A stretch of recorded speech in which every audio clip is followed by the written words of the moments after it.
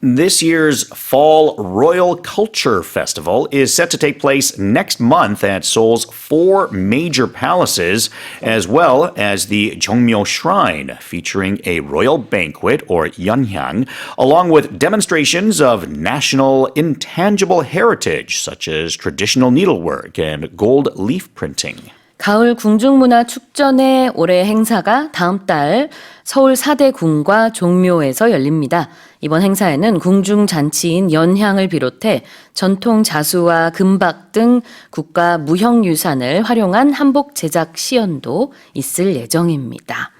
So this is in October next month. Tell us more. Yeah, this is taking place from October the 8th until the 12th, and this will be at the four major palaces, Gyeongbokgung, Changdeokgung, Changgyeonggung, and Doksugung palaces, as well as the Jongmyo Shrines. And yeah, it should be a good experience, certainly if you're visiting Korea, but even if you live in Korea and haven't experienced these or been to all of the palaces or shrines, certainly a welcome experience. Yeah, and because it's right in the middle of autumn, the weather's going to be perfect to wear the hanbok. Yeah. It can be a little bit hot in the summertime to wear it, but now I think next month, more so than now, it's going to be perfect weather, just the perfect mood and atmosphere. And of course, we have the Chuseok break coming up as well. So, you know, all across the nation will have that traditional feel, I think. Yeah, it'll be basically just after or sort of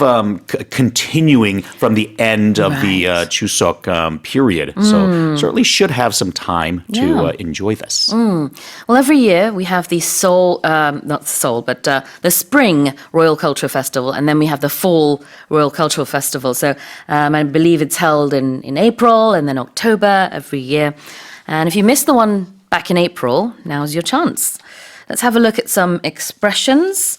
Banquet is the first one. Yeah, a banquet is basically a large gathering for a meal of some sort. There's usually food involved, and it's usually you think of like good food and a special occasion of some sort, whether it be like a wedding, it could be an event for a company, but it's something that's official and important and usually involves good food. 만찬이라는 뜻인데요. 여기서는 연회라고 해석을 하면 되겠죠.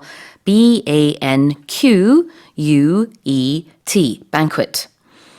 What about an intangible heritage? Something that is intangible is something that you can't touch. So tangible, something that you can touch, something that's solid.